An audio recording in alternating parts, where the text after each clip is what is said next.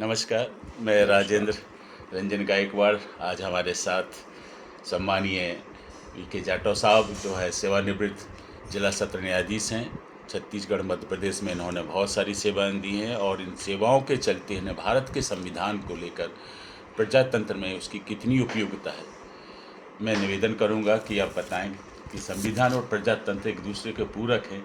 आपका दृष्टिकोण क्या है? हाँ, धन्यवाद भाई राजेंद्र जी गायकवाड़ जी। सर, आपको और आपके श्रोताओं को मैं धन्यवाद देता हूँ, सबको आदरपूर्वक नमस्कार करता हूँ। सर, हमारे देश के आज़ाद हुए 75 साल हो रहे हैं, संविधान को लागू हुए 75 साल हो रहे हैं और आज हम जो है हीरक जयंती संविधान की मना रहे हैं। हमारे स्वतंत्रता आंदोलन के सिद्धांतों और मानकों के आधार पर सर, जब देश आज़ाद हो रहा था उस समय के हमारे राजनीतिक कर्णधारों ने जो समाज की दिशा देने के लिए इन्होंने संघर्ष किया था, उन्होंने जिन मानकों को लेकर के संविधान की व्यवस्था को स्वीकार किया और हमारे देश के तमाम स्वतंत्रता संग्राम सेनानी और उनके आदर्शों पर चलने वाले राजनेताओं ने संविधान के माध्यम से प्रजातंत्र को स्वीकार किया है और उस प्रजातंत्र को सफल करने के लिए एक संविधान स्वीकार किया। और हमारे देश का जो संविधान है वो ऐसा विधान है कि उस संविधान में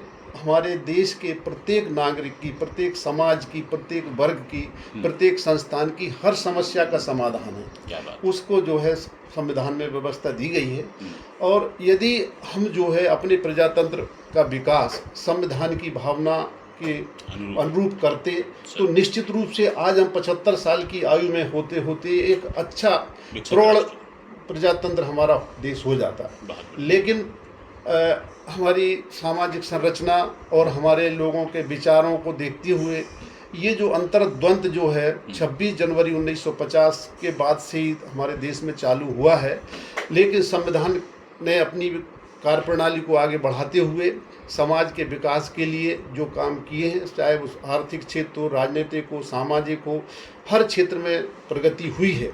लेकिन जैसा हमारे पूर्वजों ने जो कि स्वतंत्रता संग्राम सेनानी थे और उनके बाद वाले जो राजनेता थे, उन्होंने जो संकल्पना की थी उस संकल्पना पे हम शायद उतने 100% खरे नहीं उतर पाए हैं। तो इस वजह से मेरा यही दृष्टिकोण है कि हमारा संविधान अपने आप में परिपूर्ण है।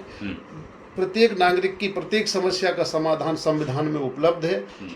बस ये है कि ईमानदारी से संविधान को लागू करने की आवश्यकता है। जैसा कि संविधान निर्मात्री सभा की जो प्रारूप समिति के अध्यक्ष डॉक्टर B.R. अम्बेडकर जी ने 25 नवंबर 1949 को जो संभावना व्यक्त की थी अपने अंतिम भाषण में कि उस संविधान कितना ही अच्छा क्यों न हो, यदि उसको लागू करने वालों की नीयत साफ नहीं होगी तो वो असफल साबित होगा। तो ये नियत का खेल है। अगर हम सही नियत से आज भी संविधान की भावना के अनुसार, संविधान के प्रावधानों के अनुसार यदि कार्य करें तो निश्चित रूप से हमारा संविधान हमारे देश और देश की समाज और इस प्रजातंत्र की रक्षा करने में आज भी सक्षम है। इसमें कोई दो मत नहीं हो सकते। सर, सुनने में आ रहा है कि संविधान बदल देंगे। बहुत सारी चुनौतियां भारत के संविधान के सामने आ रही हैं।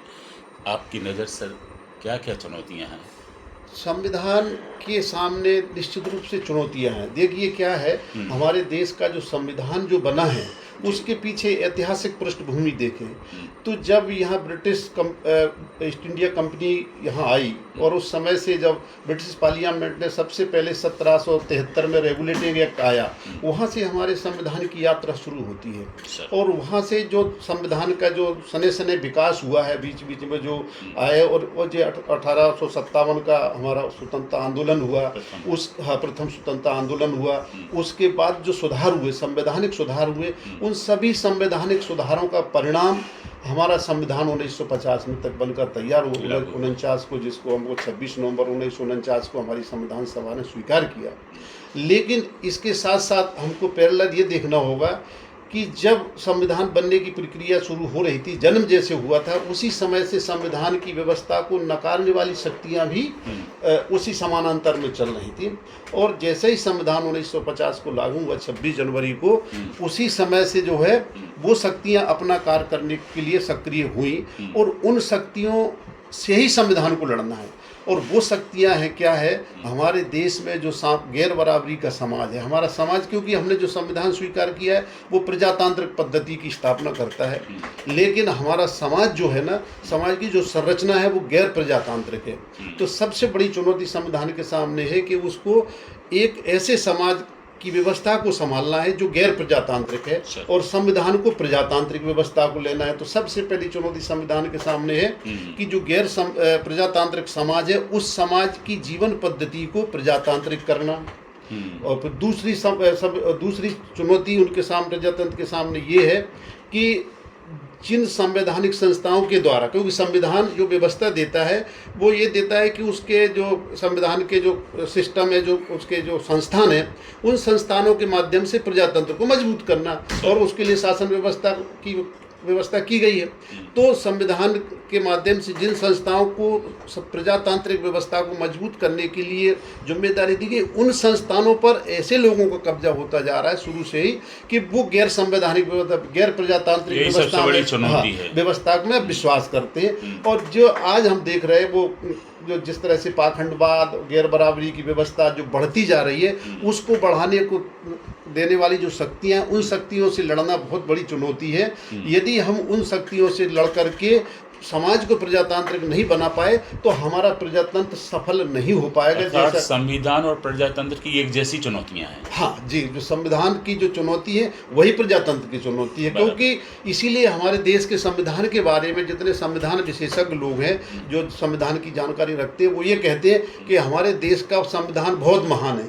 तो महान संविधान का मतलब नहीं है कि बहुत बड़ी किताब लिखी या बहुत बड़ी धाराएं लिखी उसमें, या मतलब किसी बहुत अच्छे विद्वान ने लिखा है, ये वाली बात नहीं है। बात ये है कि इस संविधान के द्वारा जो किस तरह जो हमारा जो समाज है, इस समाज की व्यवस्था को चलाने के लिए उसमें व्यवस्थाएं की गई, इसलिए संविधान महान है।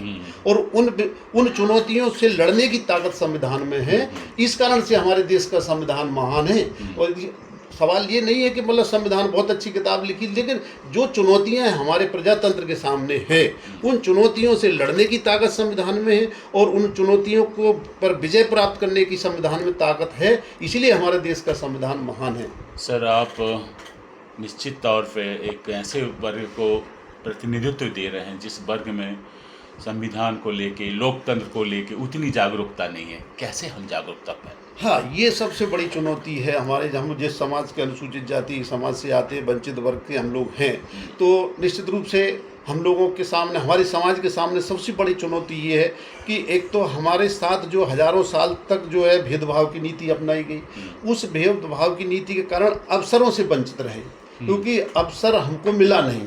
लेकिन जब हमको अपने जो हमारे महापुरुष हुए, उन्होंने उन अवसरों के बारे में समय समय पर चेताया है। चाहे महात्मा गौतम बुद्ध से लेकर के संत कबीर हुए, संत रविदास हुए, संत और बहुत सारे संत आए, महात्मा ज्योतिबा फुले भी, पेरियार भी आए, और मतलब कांशीराम जी, आखिरी मानवर कांशीराम साहब आए। तो उन्होंने जिन समस्याओं की तरफ हमारे समाज को सचेत किया है, उन समस्याओं और उनके विचारों को देखते हुए हमको अपने समाज के जो प्रबुद्ध लोग हैं, समझदार लोग हैं, उनका दायित्व बनता है कि हम अपने समाज को उन चुनौतियों से लड़ने के लिए तैयार किया। अब वो चुनौतियां क्या है कि हमको साथ चलना है, क्योंकि प्रजातंत्र में सबकी भागीदारी होती है और सबकी भागीदारी तभी सुनिश्चित होगी कि हमको सक्रिय रूप से रहना है, हीन भावना से ग्रसित नहीं होना है। हमको अपनी जो एबिलिटी है, जो अवसर मिलता है, उस अवसर का अधिक से अधिक लाभ लें। सामाजिक कुरीतियों को दूर करना है। और समाज की जिन कुरीतियों के बारे में धारा 13 में संविधान ने कहा, संविधान ये कहता है कि भारत के संविधान के भाग 3 के खिलाफ जो भी रीति कुरीति है वो सबको शून्य घोषित कर दिया उन्होंने, संविधान ने शून्य घोषित कर दिया। तो जब उन कुरीतियों को, उन रीतियों को शून्य संविधान ने कर दिया है, तो हमको उनसे चिपकना नहीं है। और जो उन कुरीतियों को बढ़ावा दे रहे हैं, उनसे या तो हम उनका विरोध करें, विरोध नहीं कर सकते हैं तो उनसे दूरी बना करके रखें, और अपने लोगों को ये सचेत करें कि उनसे दूरी बना करके रखना है, ताकि हम जो अपने संसाधनों का उपयोग अपने और अपने समाज के विकास में कर सकें। और उसका परिणाम ये होगा कि जब हमारा विकास होगा, हमारे समाज का, वंचित वर्ग का विकास होगा, तो निश्चित रूप से हमारी देश का विकास होगा और उसमें हमारी सहभागिता सुनिश्चित होगी। अर्थात भारत का जो संविधान है और भारत का जो प्रजातंत्र है, इस प्रजातंत्र में सभी नागरिकों की जो सहभागिता है अच्छे से रहे, ताकि ये देश बहुत आगे तरक्की करे, विकास करे। बहुत धन्यवाद आदरणीय धन्यवाद, जाटव साहब। धन्यवाद। और आपने आपके मिशन को इतनी गति और इतनी ऊंचाइयां दी हैं, आगे भी आप ऐसे बढ़ते रहें। इन्हीं बहुत शुभकामनाओं के साथ मैं राजेंद्र रंजन गायकवाड़, छत्तीसगढ़ बिलासपुर से, अगले एपिसोड में आपसे फिर से मिलते हैं। धन्यवाद।